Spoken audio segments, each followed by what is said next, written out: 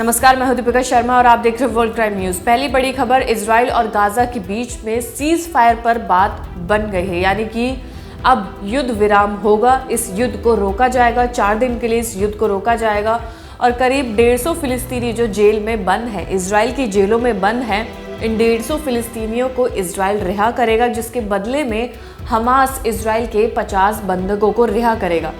इसी बीच cease fire और बंधकों की रिहाई शुक्रवार तक टल गई है, यानी कि शुक्रवार के बाद ही इनकी रिहाई होगी। इजरायली राष्ट्रीय सुरक्षा ने कहा कि बंधकों की रिहाई पर हम आगे बढ़ रहे हैं। रिहाई की शुरुआत पक्षों के बीच मूल समझौते के अनुसार होगी, यानी कि शुक्रवार तक अभी इसको टाल दिया गया है। उसके बाद ये ग्रुप्स बनाए जाने के बाद इन सभी लोगों को एक्सचेंज किया जाएगा। अगली बड़ी खबर न्यूयॉर्क से आई है, जहां पर न्यूयॉर्क में अमेरिका और कनाडा को जोड़ने वाला एक रेनबो ब्रिज, जिस पर एक गाड़ी एक टोल बूथ से टकराती है, एक बड़ा हादसा होता है। इसकी वीडियो भी काफ़ी ज़्यादा वायरल हो रही है, जिसमें ये गाड़ी हवा में उड़ती हुई नजर आती है। इस गाड़ी में मौजूद 2 लोगों की मौत हो जाती है, वहीं एक गार्ड भी होता है जिसे चोट लग जाती है, गंभीर रूप से वो सिक्योरिटी गार्ड घायल हो जाता है।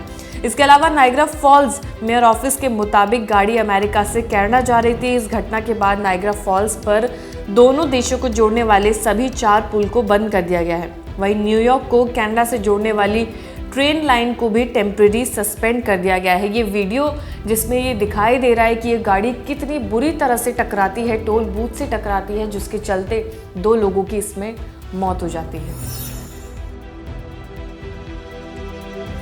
अगली बड़ी खबर, खालिस्तानी आतंकी निज्जर की हत्या के बाद भारत और कनाडा के बीच में काफ़ी ज़्यादा तनाव पैदा हो गए थे, जिसके बाद भारत ने 21 सितंबर को वीज़ा सर्विसेज बंद कर दी थी, जिसके बाद लोगों में भी ये हड़कंप मच गया था कि लोग कैसे ट्रैवल करेंगे। अब इसी के चलते दोनों पीएम यानी कि कनाडा के पीएम और भारत के पीएम के बीच में एक वर्चुअल मीटिंग होती है, जिसके बाद अब जो बड़ी अपडेट सामने आई है वो ये है कि वीज़ा पर रोक हटा दी गई है। 4 कैटेगरी में वीज़ा अब अवेलेबल हो सकता है। 4 कैटेगरी में जो वीज़ा सर्विसेज शुरू कर दी गई हैं, तब से कनाडाई एंट्री, बिजनेस, मेडिकल और कॉन्फ्रेंस में वीज़ा के लिए अप्लाई कर सकते हैं। अब नए अपडेट के साथ कनाडाई नागरिकों के लिए टूरिस्ट समेत सभी कैटेगरी में वीज़ा सर्विसेज शुरू कर दी गई हैं। और अगली बड़ी खबर, पाकिस्तान के पूर्व प्रधानमंत्री इमरान खान की बीवी बुशरा के पूर्व पति खावर ने कहा कि इमरान खान ने उनकी शादीशुदा जो अच्छी शादीशुदा जिंदगी चल रही थी उसको जबरन तोड़वाया, यानी कि दोनों के बीच में खटास पैदा करवाई। वो कैसे कि खावर ने बताया कि इमरान खान उनके घर पर आते थे, उनको पसंद नहीं था कि वो उनकी बीवी बुशरा से बातचीत करते थे या उनके संपर्क में भी आते थे, लेकिन तब भी वो उनके घर में शिष्य बनकर आए थे। और उसके बाद 28 साल की उनकी जो अच्छी खुशनुमा ज़िंदगी चल रही थी, वो शादीशुदा ज़िंदगी में उन्होंने तनाव पैदा किया, ऐसा बुशरा बीवी के पूर्व पति का कहना है। उन्होंने कहा कि मैंने कई बार अपने नौकर से कहकर इमरान खान को अपने घर से बाहर भी निकलवाया, लेकिन वो ज़बरदस्ती घर में आते रहे। इसके अलावा बुशरा बीबी के एक दोस्त के एक सहेली के ज़रिए उन्होंने बुशरा को एक फ़ोन भी दिया, जिसके ज़रिए वो इमरान से बातचीत करती थी और तलाक के 1 महीने बाद ही दोनों ने शादी कर ली थी। ऐसा बुशरा बीबी के पूर्व पति का कहना है कि उनकी ज़िंदगी को इमरान खान ने तबाह किया है।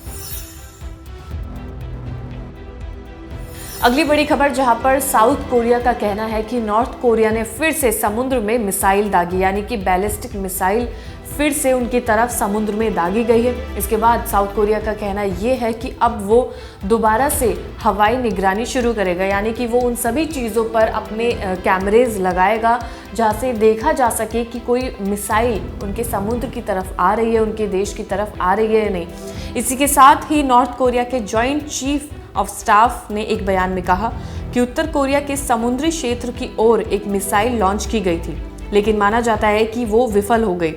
ये अभी तक नहीं पता चला है कि किस तरह की मिसाइल दागी गई थी और उसका क्या हुआ, यानी कि जो मिसाइल दागी गई थी वो अपने लक्ष्य तक नहीं पहुंच पाई, लेकिन वो मिसाइल थी कैसी, उसका रिजल्ट क्या था, ये अभी तक सामने नहीं निकल पाया।